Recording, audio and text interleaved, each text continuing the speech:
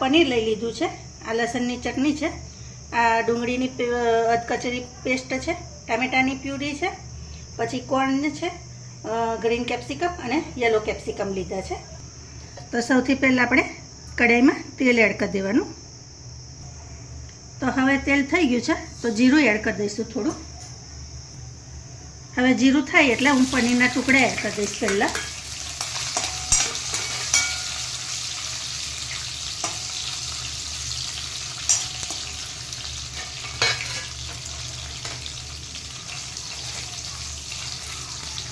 એને થોડાક લાલ થાય ત્યાં સુધી આપણે એને શેકાવા દઈશું.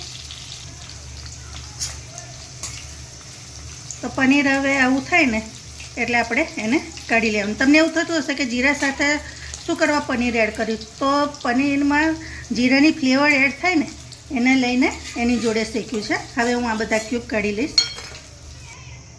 હવે આ જ તેલમાં ડુંગળીની પ્યુરી એડ કરી દઈશું.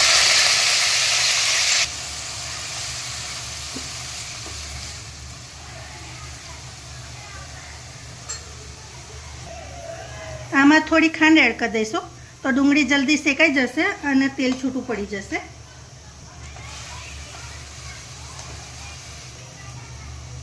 થોડુંક આમ અંદર લેવાનું. હવે જુઓ ફ્રેન્ડ્સ, ડુંગળી થઈ ગઈ છે, ગ્રેવી થઈ ગઈ છે આપણી. તો હવે આમાં આપણે ટામેટાની પ્યુરી પણ એડ કરી દેવાની.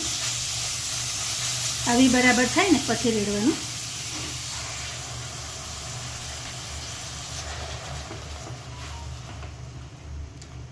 હવે આને પણ આપણે ઢાંકીને 5-1 મિનિટ થવા દઈશું.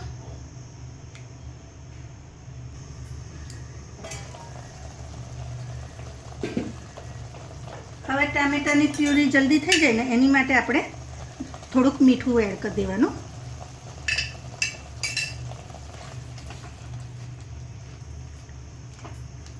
એમાં લસણની પેસ્ટ પણ એડ કરી દઈશું.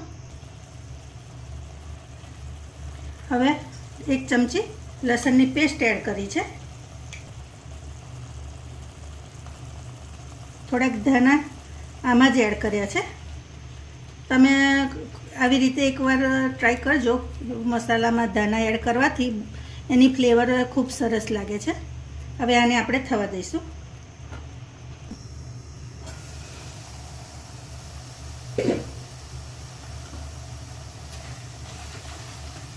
તો હવે ફ્રેન્ડ્સ આમાં આપણે રૂટિંગ મસાલા કરી દઈશું. તો આ કસૂરી મેથી છે, એનો કલર તમે જુઓ. આ મેં ઘરે બનાવી હતી અને એની રેસીપી ઓલરેડી મેં મૂકેલી જ છે વિડીયો. તમે મારી ચેનલ પર જઈને જોઈ શકો છો. તો એ થોડીક એડ કરી દઈશું. મરચું એડ કરી દેવાનું. 1 ચમચી તીખું મરચું એડ કરવાનું.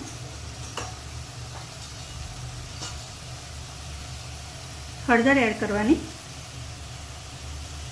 ગરમ મસાલો છે 1 ચમચી અને ધાણા જીરું છે.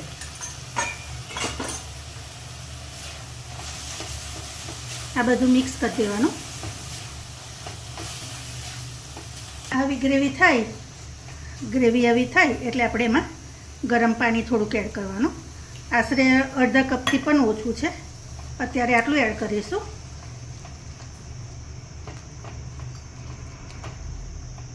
હવે આવી રીતે મિક્સ થઈ જાય એટલે આપણે ફરી પાણી એડ કરી દેવાનું.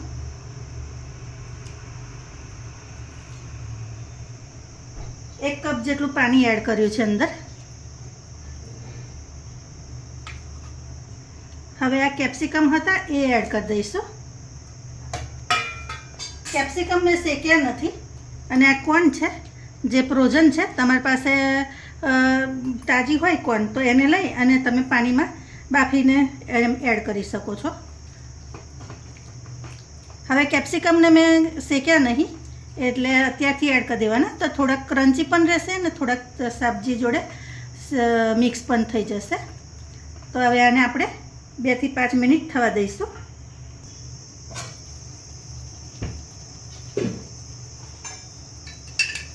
તો હવે આમાં 1 ચમચી મીઠું એડ કરી દઈશું.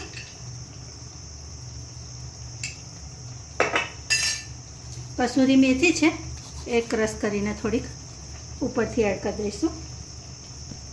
આ પનીર જે શેકીને રાખ્યા હતા એ પણ આપણે હવે એડ કરી દેવાનું. અત્યારે તમે માનો નહીં ફ્રેન્ડ્સ, બહુ જ સરસ શાકની ફ્લેવરની સુગંધ આવે છે. હવે આને ખાલી 2 જ મિનિટ થવા દઈશું આપણે અને બંધ કરી દઈશું. તો 2 મિનિટ થઈ ગઈ છે. હવે ધાણા ઉપરથી એડ કરી દઈશું. તૈયાર છે આપણી સબ્જી. હવે એને સર્વિંગ પ્લેટમાં લઈ લો. તો તૈયાર છે આપણી સબ્જી.